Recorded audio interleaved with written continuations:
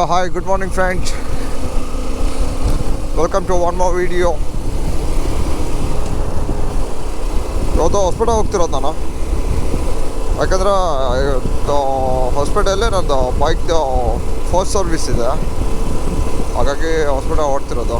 Last week ಹೊಸ bike ತೊಗೊಂಡಿದ್ದೆ. So ಅದರ ಫಸ್ಟ್ ಸರ್ವಿಸ್ಗೋಸ್ಕರ ಹಾಸ್ಪಿಟಲ್ ಸುಜುಕಿ ಶೋರೂಮ್ಗೆ ಹೋಗ್ತಿರೋದು ನಾನು ಇವಾಗ. ಫಸ್ಟ್ ಸರ್ವಿಸ್ ಬಂದು 750 ಕಿಲೋಮೀಟ್ರ್ ಕೊಟ್ಟಿರೋದು.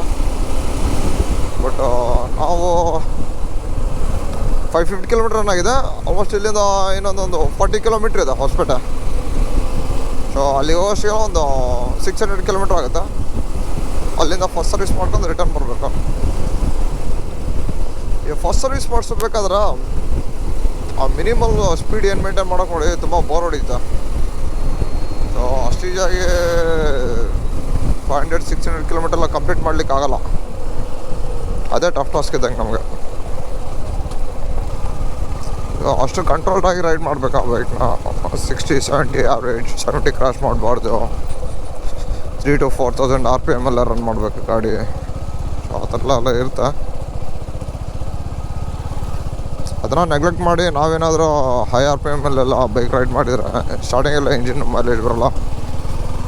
ಆಮೇಲೆ ಏನಾಗುತ್ತೆ ಗೊತ್ತಾಗಲ್ಲ. ಸೊ ಹಾಗಾಗಿ ಫಸ್ಟ್ ಸರ್ವಿಸ್ ಆಗೋರಿಗೆ ಮಾತ್ರ ಸ್ಲೋನೇ ರೈಡ್ ಮಾಡೋಕೆ ಬೈಕ್. ಆಲ್ಮೋಸ್ಟ್ 3,000-4,000 RPM ಬಿಟ್ವೀನಲ್ಲೇ ಬೈಕ್ನ ರೈಡ್ ಮಾಡಬೇಕು. ಲಾಸ್ಟ್ ಟೈಮ್ ಹೀಗಾಗಿತ್ತು. ಒಬ್ಬರು ರೈಡರ್ದು ಹಿಮಾಲಯನ್ 450 ಫಸ್ಟ್ ಸರ್ವಿಸ್ ಮಾಡಿಸ್ಕೊಳ್ಳಾರ್ದೇ ಕನ್ಯಾಕುಮಾರಿ ಹೊಡೆದ್ಬಿಟ್ಟಿದ್ರು ಅವ್ರು ಬೈಕ್ ತೊಗೊಂಡು. ಫಸ್ಟ್ ರೈಡೇ ಶೋರೂಮ್ ಡೆಲಿವರಿ ತಗೊಂಡು ಕನ್ಯಾಕುಮಾರಿ ಹೊಡೆದಿದ್ದಾನೆ ಆ ಮನುಷ್ಯ.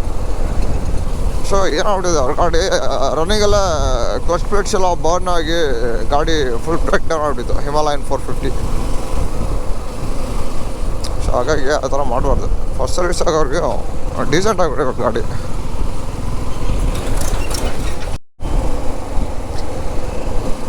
ಓ ಶಿಟ್.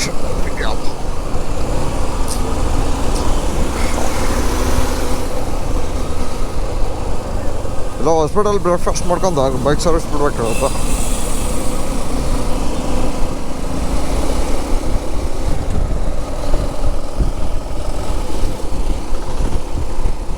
ಇಲ್ಲೆಲ್ಲ ಒಳಗಿದೆ. ಕ್ಲೈಮೇಟ್ ತುಂಬ ಕೋಲ್ಡ್ ಚೆನ್ನಾಗಿದೆ. ಆಯ್ತು ಚಡಿ ಬಿಡಿ.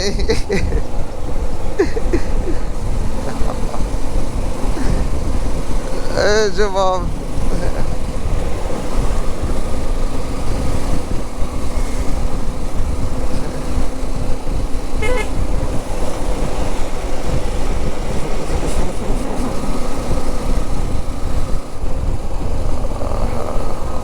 ಫ್ಯಾನ್ಸ್ ಆಗ್ಬಿಟ್ಟಿದ್ದಾರೆ ಎಲ್ಲರೂ.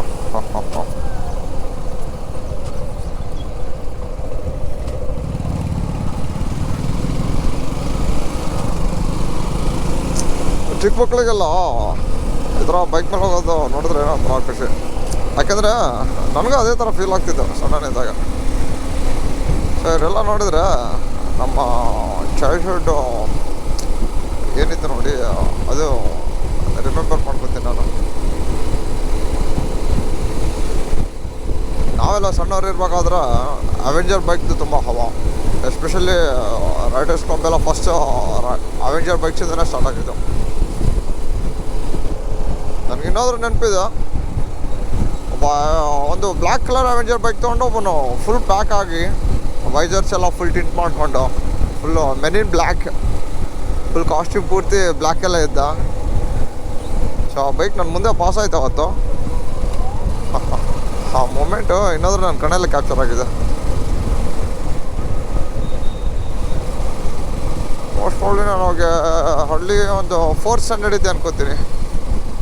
ಅವಾಗ ನೋಡಿರೋ ನೆನಪು ನನಗೆ ಅದು.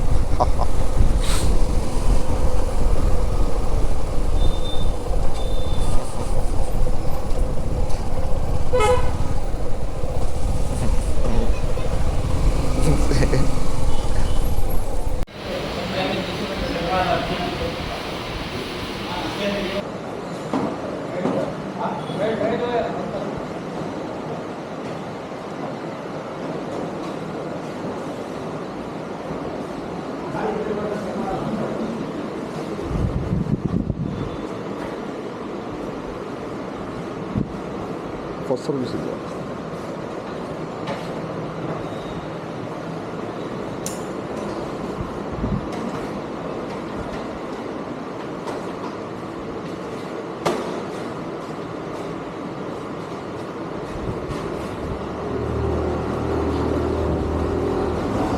ವೈಬ್ರೇಷನ್ ಆಗಲ್ಲ ಬ್ರದರ್? ಇಲ್ಲ ಸರ್, ವೈಬ್ರೇಷನ್ ಆಗಲ್ಲ, ಓಡಾಡ್ಬಿಡುತ್ತಲ್ಲ, ಫಿಕ್ಸ್ ಆಗ್ಬಿಡುತ್ತೆ.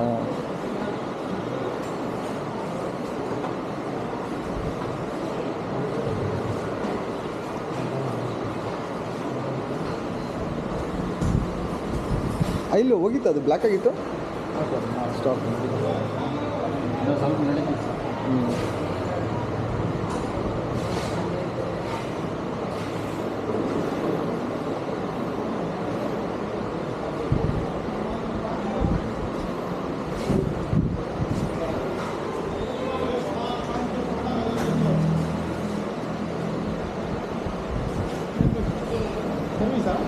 ಫಸ್ಟ್ ಬೈಕ್ದು ಸರ್ವಿಸ್ ಎಲ್ಲ ಆಯಿತು. ಸರ್ವಿಸ್ ಮುಗಿಸ್ಕೊಂಡು ಮನೆಗೆ ಹೊಡ್ತಿದ್ದೀನಿ ಈಗ. ಈ ಹೈವೇ ಬಂದು regular highway, Budigumpa highway, Hosapete to ಬೂದಿಗುಂಪ.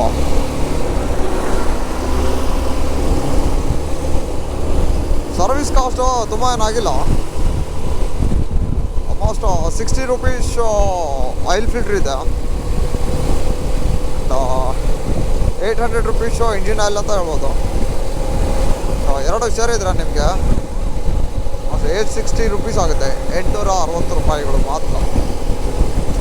ಇಷ್ಟಕ್ಕೊಂದು low ಮೇಂಟೆನೆನ್ಸಲ್ಲಿ ನಿಮಗೆ ಯಾವ ಬೈಕ್ ಸಿಗೋಲ್ಲ ಇನ್ನೊಂದು. ಅದೇ ಬೈಕಲ್ಲಿ ಹೋದ್ರೆ ನಿಮಗೆ ಎಲ್ಲ ಜಾಸ್ತಿನೇ ಇದೆ ಮೇಂಟೆನೆನ್ಸ್ ಕಾಸ್ಟ್ ಎಲ್ಲ. ಸೊ ಹಾಗೆ ಈ ಬೈಕಿನ ಬ್ರೇಕ್ ಪ್ಯಾಡ್ಸ್ ಏನಿದೆ ನೋಡಿ, ತುಂಬ ಅಫೋರ್ಡಬಲ್ ಇದೆ. ಬ್ರೇಕ್ ಪ್ಯಾಡ್ಸ್ ಬಂದು 700 ರುಪೀಸ್ ಆ್ಯಂಡ್ 500 ರುಪೀಸ್. ಫ್ರಂಟ್ ಒಂದು 700 ಇದೆ, ಬ್ಯಾಕ್ ಒನ್ 500 ಇದೆ. ಸೊ ಆಯಿಲ್ ಚೇಂಜು ಬಂದು ನಮಗೆ first, second, third up to third ಸರ್ವಿಸ್ವರೆಗೂ ಫ್ರೀ ಸರ್ವಿಸ್ ಇರುತ್ತೆ, ಪೇಯ್ಡ್ ಸರ್ವಿಸ್ ಇರೋಲ್ಲ. ಸರ್ವಿಸ್ ಮಾಡಿಸಿದ ನಂತರ ಗಾಡಿ ತುಂಬಾ ಸಾಫ್ಟ್ ಆಗಿದೆ. ಸೊ ರೈಡ್ ಮಾಡಲಿಕ್ಕೂ ತುಂಬ ಕಂಫರ್ಟಬಲ್ ಆಗಿದೆ. ಸೊ ರೆಗ್ಯುಲರಾಗಿ ಸ್ಲೋ ಹೋಗ್ಬೇಕಂತಂದ್ರೆ ಆಗಲ್ಲ, ಜರ್ನಿ ಬರೋಡ್ಲಿಕ್ಕೆ ಸ್ಟಾರ್ಟ್ ಆಗಿಬಿಡುತ್ತೆ ನಮಗೆ ಸ್ಲೋ ಹೋದರೆ. ಈ ಸರ್ವಿಸ್ ಆದಾಗಿಂದ ಗಾಡಿ ಫುಲ್ ಚೆನ್ನಾಗಿದೆ, ಫೀಲಿಂಗ್ ಗುಡ್ಡು. ಅದಾದ ನಂತರ ಸರ್ವಿಸ್ ಸೆಂಟ್ರಲ್ಲಿರುವಂಥ ಟೆಕ್ನಿಷಿಯನ್ಸ್ ಆಯಿತು, ಮೆಕ್ಯಾನಿಕ್ಸ್ ಆಯಿತು, ಸ್ವಲ್ಪ ಎಕ್ಸ್ಪೀರಿಯನ್ಸ್ಡ್ ಇದಾರಂತ ಅನ್ಕೊತೀನಿ ಮೋಸ್ಟ್ ಪ್ರಾಬಬ್ಲಿ. ಹಾಗಾಗಿ ಸರ್ವಿಸ್ ಎಲ್ಲ ತುಂಬ ಚೆನ್ನಾಗಿ ಮಾಡಿದ್ದಾರೆ ಗಾಡಿದು. ನಮ್ಮ ಬೈಕಿಂದು ಫೋರ್ಕ್ ಒಂದು ಸ್ವಲ್ಪ ಟೈಟ್ ಆಗಿಬಿಟ್ಟಿತ್ತು. ಸೊ ಹ್ಯಾಂಡಲ್ಲು ಸ್ವಲ್ಪ ಏನು ಟರ್ನ್ ಮಾಡಿದ್ರೆ ಟೈಟ್ ಬರೋದು. ಸೊ ಅದೊಂದು ಕಂಪ್ಲೇಂಟ್ ಇತ್ತು, ಆ ಕಂಪ್ಲೇಂಟ್ನ ಸಾಲ್ವ್ ಆಗಿದೆ.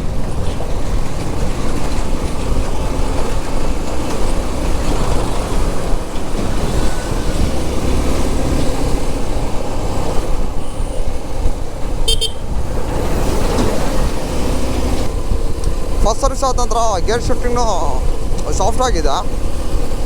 ಬಟ್ ಮುಂಚೆ ಏನಿತ್ತು ನೋಡಿ, ಅಪ್ ಶಿಫ್ಟ್ ಎಲ್ಲ ತುಂಬ ಸಾಫ್ಟ್ ಇತ್ತು. ಬಟ್ ಗೇರ್ ನೀವು ಯಾವಾಗ ತೆಗಿತೀರ ನೋಡಿ, ಆ ಟೈಮಲ್ಲಿ ಗೇರ್ ಒಂದು ಸ್ವಲ್ಪ ಹಾರ್ಡ್ ಅನಿಸೋದು. ಬಟ್ ಅವರು ಕ್ಲಚ್ ಒಂದು ಸ್ವಲ್ಪ ಅಡ್ಜಸ್ಟ್ ಮಾಡಿಕೊಟ್ಟು ಇಂಜಿನ್ ಆಯಿಲ್ ಚೇಂಜ್ ಮಾಡಿ ಸರ್ವಿಸ್ ಒಂದು ಮಾಡಿಕೊಟ್ಟಿರೋದ್ರಿಂದ ಸೊ ಗೇರ್ ಶಿಫ್ಟಿಂಗ್ ಎಲ್ಲ ಸ್ವಲ್ಪ ಸಾಫ್ಟ್ವೇರ್ ಸೈಡ್ ಇದೆ. ಇವಾಗ ಪರವಾಗಿಲ್ಲ ಕಂಪೇಟಿವ್ಲಿ ಸ್ಟಾಕ್.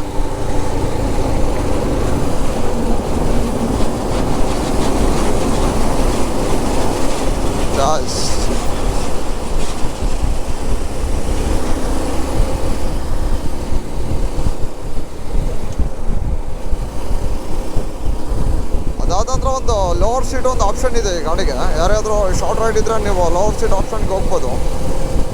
ಬಟ್ ಇದು ಸ್ಟಾಕ್ ಸೀಟ್ ಏನು ಕೊಟ್ಟಿದೆ ನೋಡಿ, ಆ ಥರ ಇಲ್ಲ. ಅದು ಲೋವರ್ ಸೀಟು ಸ್ವಲ್ಪ ಪ್ಯಾಡಿಂಗ್ಸು ಕಡಿಮೆ ಇದೆ, ಥಿಕ್ನೆಸ್ ಕಡಿಮೆ ಮಾಡಿದ್ದಾನೆ. ಹಾಗಾಗಿ ಫೋಮಿಂಗ್ ನಿಮಗೆ ಅಷ್ಟೊಂದು ಕುಷನಿಂಗ್ ಸಿಗೋಲ್ಲ ಆ ಸೀಟಲ್ಲಿ. ಸ್ವಲ್ಪ ಹಾರ್ಡ್ ಇದೆ ಸೀಟ್ ಅದು. ಅದನ್ನು ನೋಡಿದೆ, ಟ್ರೈ ಮಾಡಿದೆ, ಬಟ್ ಬೇಡ ಅನಿಸಿತ್ತು, ತೊಗೊಳ್ಳಿಲ್ಲ ನಾನು. ಆ ಹೈಟ್ ಹಾಕೊಂಬಿಟ್ರೆ ನಿಮಗೆ ಆಲ್ಮೋಸ್ಟ್ 20 mm ಡೌನ್ ಆಗುತ್ತೆ. ಸೊ 20 mm ಡೌನ್ ಆದರೆ ನಿಮಗೆ ಸಿಟ್ಟಿಂಗ್ ಪೋಸ್ಚರಲ್ಲಿ ಸ್ವಲ್ಪ ಕಾಂಪ್ರಮೈಸ್ ಆಗಬೇಕು. ಹಾಗೆ ರೈಡಿಂಗ್ ಪೋಸ್ಚರ್ನು ಚೇಂಜ್ ಆಗುತ್ತೆ, ಸೀಟ್ ಡೌನ್ ಆಗುತ್ತೆ, ಹ್ಯಾಂಡಲ್ ಹೈಟ್ ಆಗುತ್ತೆ. ಬಟ್ ಇದೇನು ಕೊಟ್ಟಿದೆ ನೋಡಿ, ಸ್ಟಾಕಲ್ಲೇ ತುಂಬ ಚೆನ್ನಾಗಿದೆ ಇದು. ಈ ಸೆಟಪ್ಪೇ ತುಂಬ ಚೆನ್ನಾಗಿರೋದು. Stock seat and lower seat ಅಷ್ಟೊಂದೇನೋ ಬೇಡ ಅನಿಸಿತ್ತು, ಯಾಕೆ ಹಾಗಾಗಿ ತೊಗೊಳ್ಳಿಲ್ಲ ನಾನು. ಲೈಟ್ ವೇಟ್ ಇರೋದ್ರಿಂದ ಈಸಿಯಾಗಿ ಮ್ಯಾನೇಜ್ ಮಾಡ್ಬೋದು ಬೈಕ್ನ. ಸಪೋಸ್ ಓವರ್ ವೇಟ್ಸ್ ಇದ್ದರೆ ಗಾಡಿ ನಿಮಗೆ ಸ್ವಲ್ಪ ಕಷ್ಟ ಹ್ಯಾಂಡಲ್ ಮಾಡಲಿಕ್ಕೆ. ಬಟ್ ಆ ಥರ ಪ್ರಾಬ್ಲಮ್ ಏನಿಲ್ಲ ಇದು. ಸೊ ಹಾಗಾಗಿ ಮ್ಯಾನೇಜಬಲ್ ಇದು.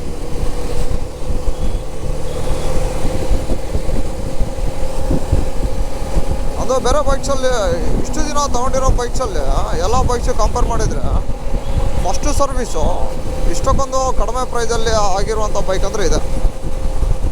ಇವನ್ ಎಕ್ಸ್ಪೋಸ್ 200 cc ಇಂಜಿನ್ ಅದು. ಬಟ್ ಸರ್ವಿಸ್ ಕಾಸ್ಟ್ ಏನಿದೆ ನೋಡಿ ಸ್ವಲ್ಪ ಎಕ್ಸ್ಪೆನ್ಸಿವ್ ಅನಿಸುತ್ತೆ. 1450 rupees ಇಂಜಿನ್ ಆಯಿಲ್ ಅದು. ಸೊ ಅದನ್ನು ಸಿಂಥೆಟಿಕ್ 10W30 ಆಯಿಲ್ ಗ್ರೇಡ್ ಅದು. ಇದನ್ನು ನಿಮಗೆ ಆಲ್ಮೋಸ್ಟ್ 10W40 ಆಯಿಲ್ ಗ್ರೇಡ್ ಇದು. ಸೊ ಇದನ್ನು 100% ಸಿಂಥೆಟಿಕ್. ಹಾಗೆ ಆ ಗಾಡಿದು ಒಂದು ಸ್ವಲ್ಪ ಬ್ರೇಕ್ ಪೆಟ್ಸ್ ಎಲ್ಲ ಸ್ವಲ್ಪ ಎಕ್ಸ್ಪೆನ್ಸಿವ್ ಇದೆ. 1400ವರೆಗೆ ಬರುತ್ತೆ ನಿಮಗೆ ಎಕ್ಸ್ಪೆನ್ಸಿವ್. ಬಟ್ ಈ ಗಾಡಿ ಎಲ್ಲ ಮಜಾನೇ ಬೇರೆ. ತುಂಬ ಲೋ ಮೇಂಟೆನೆನ್ಸ್ ಬೈಕ್ ಇದು. ಅಲ್ಲಿನೂ ಡೀಸೆಂಟ್ ಇದೆ. ಅಪ್ ಟು ಫಸ್ಟ್ ಸರ್ವಿಸ್ ಆಗೋರಿಗೆ ನನಗೆ ಬಂದಿರೋ ಮೈಲೇಜ್ ಈ ಗಾಡಿ 36ವರೆಗೆ ಬಂದಿದೆ. ಫಸ್ಟ್ ಸರ್ವಿಸ್ ಮಾಡಿಸ್ಲಾರ್ದಕ್ಕಿಂತ ಮುಂಚೆ. ಸೊ ಇನ್ನೊಂದು ಸರ್ವಿಸು ಕೊಡ್ಬೋದು, ಭಾಳ ಏನು ಎಕ್ಸ್ಪೆಕ್ಟ್ ಮಾಡಲ್ಲ. 30 ಬಂದರೆ ಐ ಆಮ್ ಸ್ಯಾಟಿಸ್ಫೈಡ್. ಬರುತ್ತೆ ಹೇಗೆ ಹೊಡೆದ್ರೂ 30+ ಬರುತ್ತೆ ಗಾಡಿದು. ಸೊ ಆ ಥರ ಇದೆ ಬೈಕ್ ಇದು.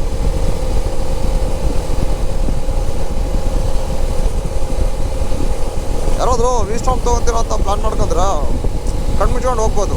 ಸೊ ಲೋ ಮೇಂಟೆನೆನ್ಸ್ ಬೈಕ್ ಬೇಕು, ಒಳ್ಳೆ ಇಂಜಿನ್ ಬೇಕು, ಹೈಯರ್ CC ಇಂಜಿನ್ ಬೇಕಂದರೆ ನಿಮಗೆ 250 cc with 26 horse power and 22 torque. So ಡೀಸೆಂಟಾಗಿ ಬೇಕಂತಂದರೆ ಈ ಪ್ರೈಸಲ್ಲಿ ಈ ಬೈಕ್ ಬಿಟ್ಟರೆ ಮತ್ತೆ ಇನ್ನೊಂದು ಯಾವುದೂ ಇಲ್ಲ.